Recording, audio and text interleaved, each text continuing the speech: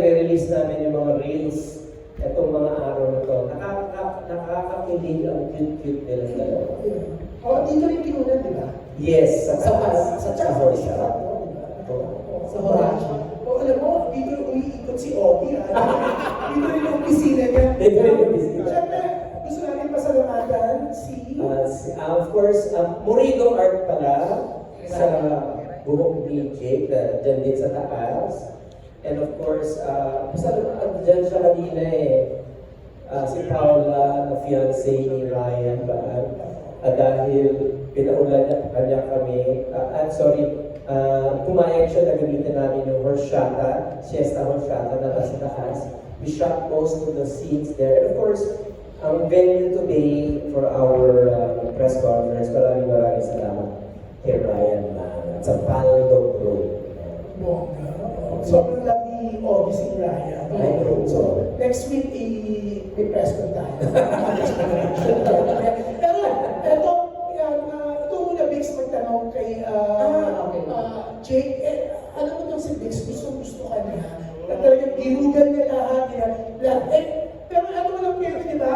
Lahat sila, Ogie, excited sa launch mo ngayon for Jake. Lalo na sa Manix, di ba? Talagang, pero ako hindi ganun ka-excited talaga ng una. Pero nung makilala mo siya kanina, grabe, sabi ko, ay. Siyempre, June, natanda na tayo. Siyempre tayo, pinagkikita. Hindi, pero ngayon, tapos, ako gusto pa rin siya, dahil na eto, ganda ng litrato niya. Yeah. Diba? Naka-smile. Halatang galing na sa dentist. Alam mo, naalala ko kasi yung manager ko. Pag Victoria sasabihin, gusto ko yung nakasmile na lagi niya sasabi. Kaya nung photoshoot niya, gusto ko nakasmile si Jake. Kaya yun yung pinili kong picture niya. Pero feeling ko, Ogie, kung buhay si Leo, kikiligin din siya kay ano. Sa pagkakilala natin kay Leo, baka Sayang na, hindi ka nakilala ni Leo. baka pinag-produce ka ni Leo. Pero okay, eto na, Biggs, ikot ka. Ikaw muna magtanong, tapos ikot ka. Nagtanong si MJ Magpori na iniwan ng Sona, ha? Feeling niyo si Jake kasi sa sauna. Kasi importante ba ako sa Sona? Grabe naman. Nakipagsabayan tayo sa Sona. Actually, yung mga wala sa Sona na senator na sa labas. Ay! Oo! Pero ito na, yan, okay, Kasi Biggs, ikaw muna magtanong, tapos ikot ka. Yes. Sige. Hi, Jake. Hello. Jake, bakit sa parking lang ka palagi kumakanta? Why not in your room, in your unit? Well, I actually started content creation last year. So I started ako kumanta actually sa gilid ng gym. Kasi wala akong idea how to do contents before. Wala talaga akong idea paano mapaganda yung audio, yung sound, yung video, you know. So there's this guy sa TikTok. Pwede mong sabihin yung pangalan? Yeah, he's a Vietnamese-American influencer. His name is Johnny Huy. If you're familiar, he sings sa garahe. And every song niya umaabot ng 10 million views, 20 million. Meron siyang video na 60 million views while singing sa parking lot. And doon talaga ako na-inspire na parang, gusto ko din yung ganito. Gusto ko yung idea. And since then, unang video ko na ginawa is nasa fire exit ako. Kasi doon may echo. So, hindi ko ma-imitate yung garage na covers. So, sa staircase ko siya ginawa, sa fire exit. And until now, yun pa din yung most viral and most viewed TikTok na ginawa ko. Accumulatively on all platforms, siguro mga 10 million, 11 million views siya. So, doon ako nag-start talaga. It's because of Johnny Huy. That's why doon ako sa parking lot always kumakanta.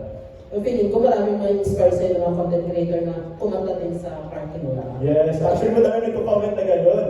Kaso daw baka paalisin sila, kaya wag na lang daw. We thank you daw from Zach, which is the sister company of Bello Medical Group. Nanonood daw sila. Thank you so much, Doc Hayden, and Shara Bikidera. Shoutout mo si Maddie Marquina. Miss Maddie Marquina, thank you so much po. And of course, Dr. Bikidera and Doc Hayden. Thank you so much po.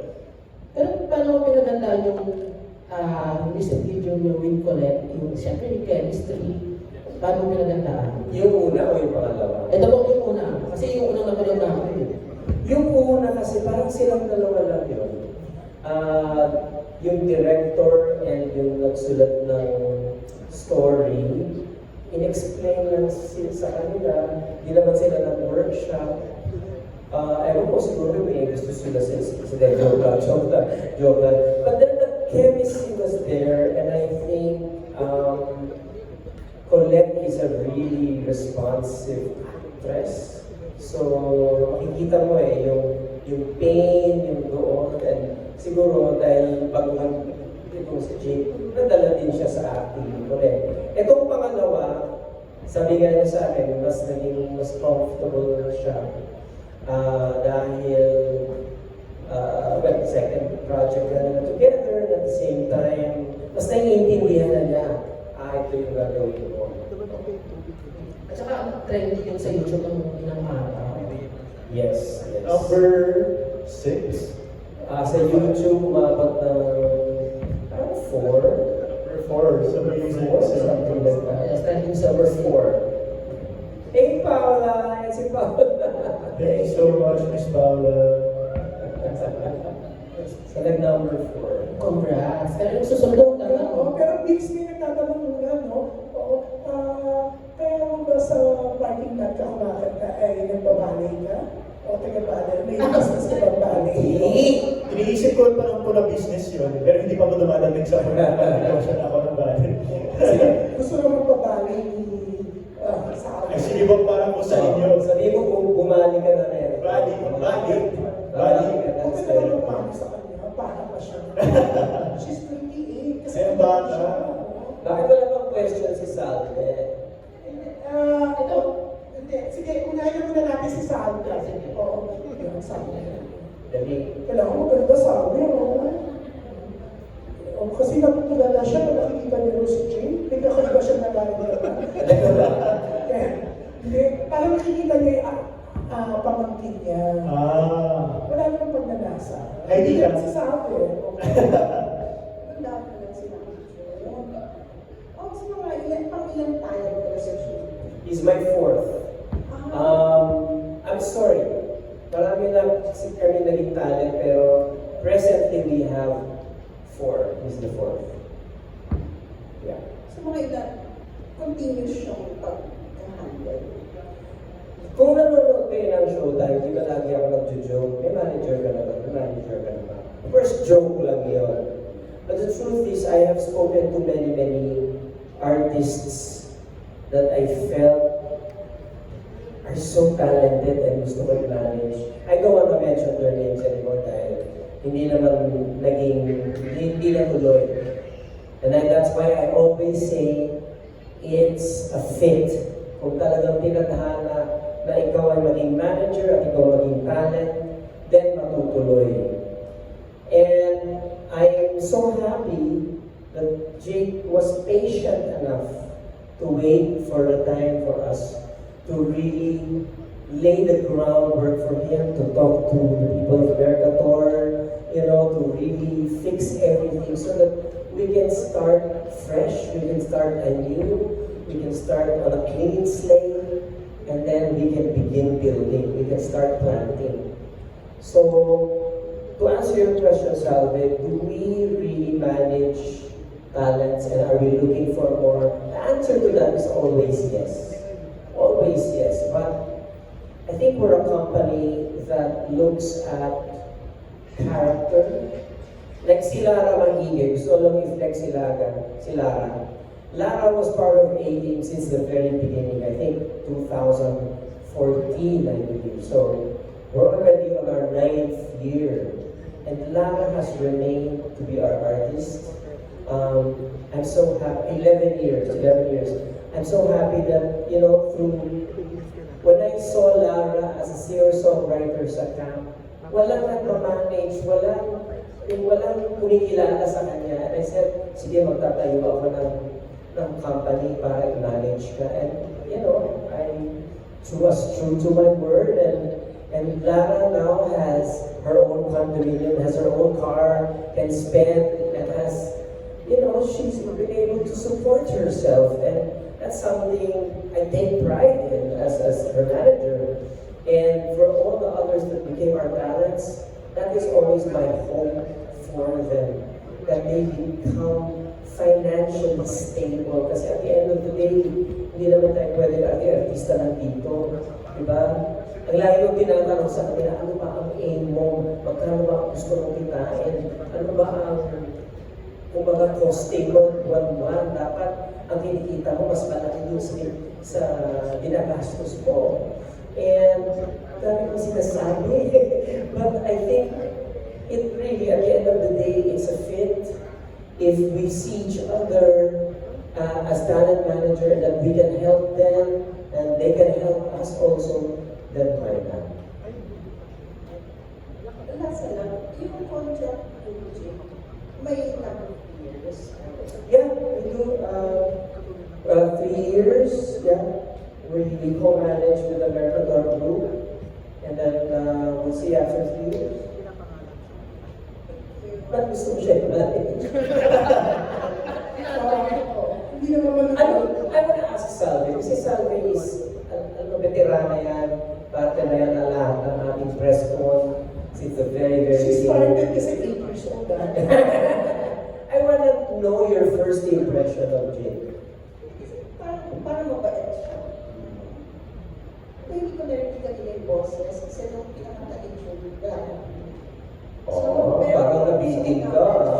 Nung patay na natin.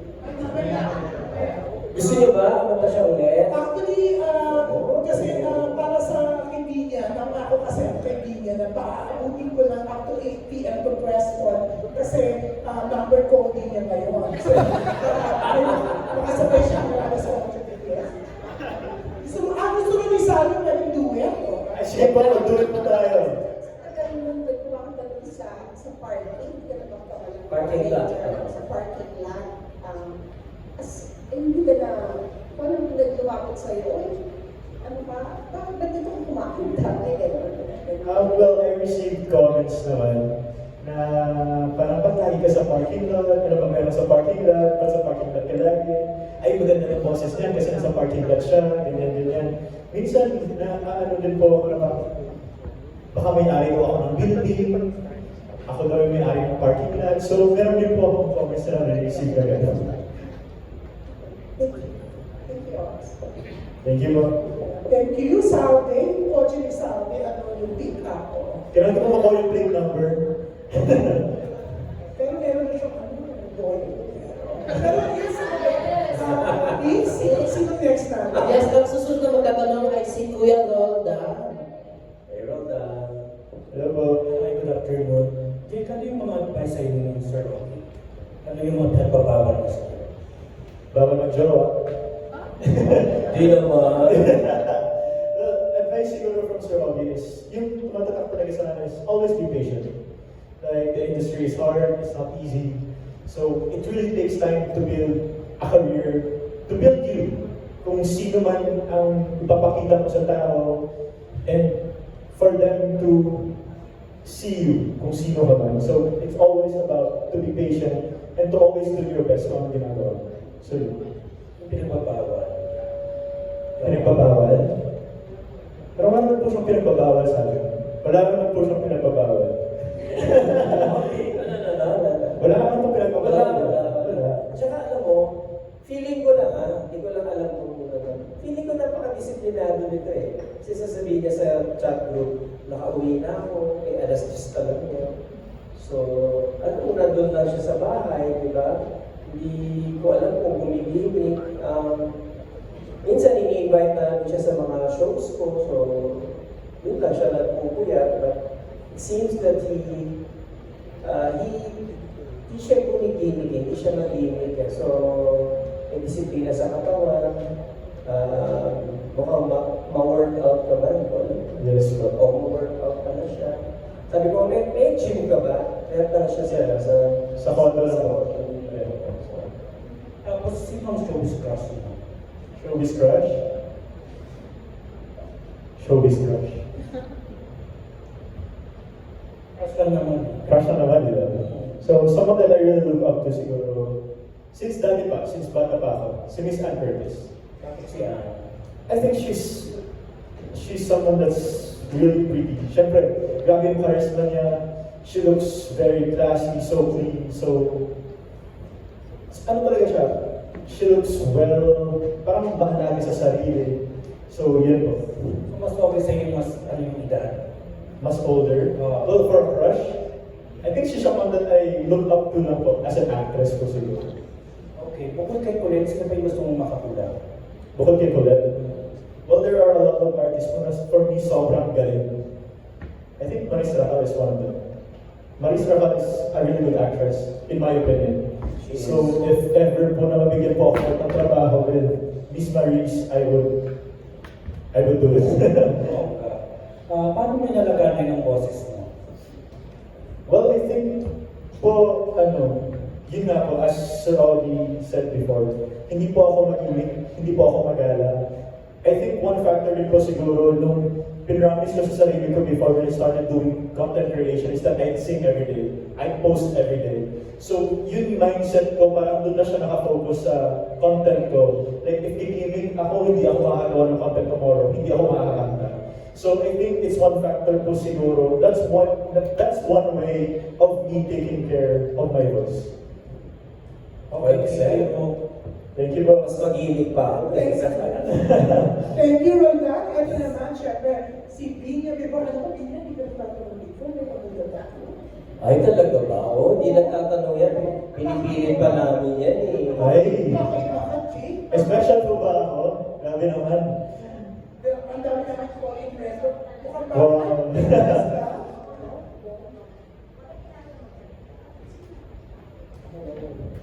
Kaya okay mo na. Kasi parang sabi nga December mo pa na si Yeah. Jake. Tapos ito 6 months na. So ano yung talagang deciding factor na nag-decide ka na finally kunin na siya? Ito sa totoo lang, nung gabi na meet ko siya, alam ko na merong something about him. Sabi na ng babae ko, yung maliit na bakla sa loob ko, bigla lumabas. There was something very charming about him, and I couldn't really place him. And then when I started talking to him, mabait siya, ma-respeto and everything. So nung gabing yun, decided na ako noon, I just had to find the right time to really talk to him. Kasi ayoko nung, sige, mamanage kita pero walang nangyayari, di ba? Yung wala ka na makaplano-plano. So, once in a while, di ba, nagka-text ako sa iyo or sa Instagram kita message sabi ko, basta magkita tayo. Until finally, I wanted him to meet the group. Tapos pinakilala ko sa kanila and they liked him. Tapos nag-brainstorm kami ng mga ideas about him. And then we finally asked him. So that was around maybe April, May, Yes, April. something like that. Sabi ko, may manager ka ba? Yun pala meron yan. Meron na nga, which is very tapos. Sabi ko, could we talk to them? Will they be open to a co-management? Because we really think may promise ka as a singer. Yun talaga gusto namin from him eh. Yun, at yun ang alam namin. Diba? And they have been kind and welcoming enough to say, sige, let's do it. And so thank you. Maraming salamat. Thank you so much po. Thank you. Kay Jake naman. Yes po. Jake, kasi bihira ang pinagko-compose ni Ogie ng di ba, ng mga song. So anong feeling mo na, tama ko 3 nagko-compose sa'yo? 3. Tatlo, isa kay Paolo. Anong feeling mo na ipagko-compose ka pa ni Ogie? Siyempre, it's really overwhelming. I'm really overjoyed with the fact na, siyempre, Sir Ogie Alcacid na yan. Bata pa lang po ako, pinapanood ko rin sa TV. Siya po yung, they are the type of people po na parang hindi ko ina-expect na mamimit ko po talaga. Siyempre, bata ka, nangarap ka lang, sila nakikita mo na, ang taos ang galing-galing nila. It's not an easy fit for you to like get to know them, meet them, to be managed by them, and especially to be given a composition by them. So I'm really happy, overjoyed, overwhelmed, and I'm really grateful for Sir Ron. Yan, thank you. Alam mo, itong bata pa lang ako, pinapanood ko siya. Pero eto ha, dalawa sa pinagpipilitan taganang TV journalist. TV journalist yan. Walang iba kundi si MJ Mandorin, nahin natin from TV5. Yes. Hello po.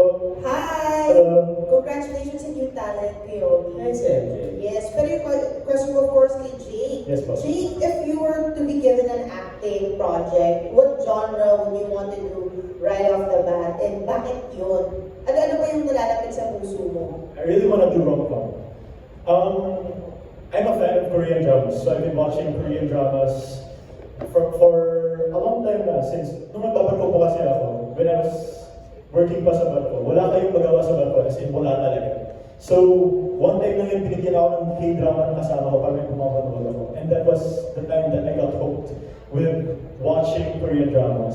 Napili ko po rom-com because there's this one series, recently lang, pero sabi, there's Lovely Runner, yung series na Lovely Runner. And that's the concept of the story, sobrang ganda. Like, mapapatawa ka, mamaya mapapaiyak ka, tapos hindi mo alam yung next na mangyayari, yung mga cliffhangers. So, if ever po magkaroon po ako ng project or acting job, gusto ko magkaroon ko. So, yun. That's nice. So, si Sanjay, parang ganyan. So, Jay, yeah. So, sino yung parang inspiration mo na K-OPA, K-idol? Pa? Yung Sorry. inspiration mo na Korean actor? Korean actor. Yung pinakauna ko po talaga yung napanood is Pinocchio. Si Lee Jong-suk po yung actor doon. So, I think Lee Jong-suk is a really good actor in itself. Parang, si Lee Jong-suk po kasi parang hindi masyadong magalaw yung mukha niya. Pero you can feel the emotions every time na nagbibitaw siya ng linya. So, if ever po na siguro, yan, I wanna be someone like Lee Jong-suk po. Yes. Thank you so much po. Hi, congratulations. Thank you so much po. Hello, Miss Ana. Jake, ano na lang din yung naging reaction mo na after na lumabas ng music video, meron na agad na parang fans and Jalet? Jacket po. Jacket? Yes. Oh, that's so cute, Jacket. Yes, Ano Jacket. yung reaction mo? I think it's also a testament na you did a good job dahil yung mga kinilig talaga. Yes. Expected. Yes. How did you feel? It was really unexpected po talaga. As I've said before, na when na-release yung music video, hindi po talaga ako napansin. And then, napansin lang po ako after they saw me live ng mga fans ni Colette. And then, biglang pumutok yung X, as in madaming edits, tapos grabe yung views, million yung views niya. So, it's very, di ko alam di ko ma-explain yung feeling, parang relief, happiness, validation. Siguro po na parang, maybe I can make it in this business.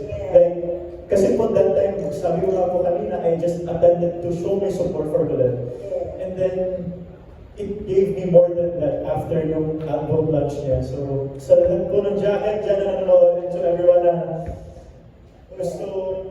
gusto pa po akong makita, thank you so much. Okay, thank you so much, Jake. And then Kuya Ogie naman. Yes. Nung, di ba, pinakita sa inyo ni Miss Reg, si Jake, nung time na yun, nakitaan niyo ba agad ang potential or nung kumanta na siya, pinakanta niyo ba siya after or paano No, I looked at his Instagram. yun tayo. Or pinakita ko pa sa akin. Pinakita, Pinakita niya sa akin. And I could hear him sing. Sabi mo sa kanila yung honest opinion ko about his voice. Ano sabi?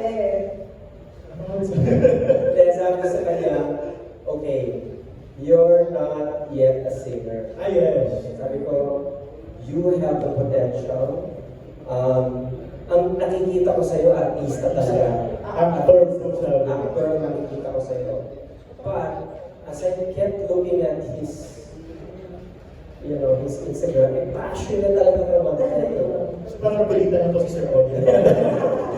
Passionate talaga ako. So sabi ko, okay, sige. Let's give it a shot. Sir Ogie, nung ginagawa niya yung 4 songs ba, hands-on naman si Jake, talagang passion niya. Nakita niya talaga yung passion niya na I wanna sing, I really wanna do well in this.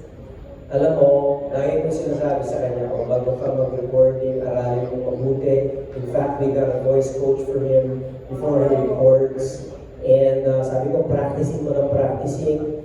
We had a session na kaming dalawa lang with the engineer. Hindi, that was not the actual recording session. I just wanted him to be comfortable and familiar with singing. Kasi alam niyo, pagkanta sa recording at pagkanta ng live, magkaiba po yan. Pagdating mo sa loob ng booth, tas may mga nanonood sa'yo, tas naririnig mo yung sarili mo, it can be very, very intimidating. You know, hearing your voice for the very first time, you have to actually like to hear the sound of your voice, so to speak. So I wanted him to be comfortable with that and at the same time be comfortable with the workflow. You know how I do it as a producer, yung ulitin natin to. And as a singer, pag yung producer mo makulit or yung producer mo hindi alam kung ano yung gusto niya mangyari, maiinis ka eh. So I wanted him to be familiar with that. And he was just going with the flow with me. So I'm happy that he's like that. I just want to share something.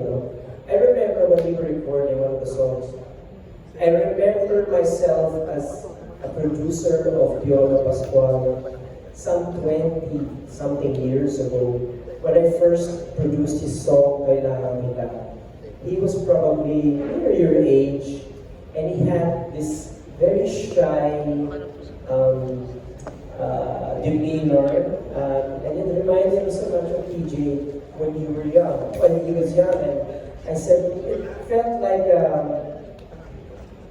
I don't know, like a second coming, like, parang pwede ito maging Piolo Pascual one day, you know. And I'm just so happy and proud to say that first collaboration with Piolo became, I think, his biggest album ever. And if we can accomplish that together, then thank you for your question. June, pakatay na natin siya. Yeah, pero ito sa may tatanong na si Alan Policarpo ng Philippine Daily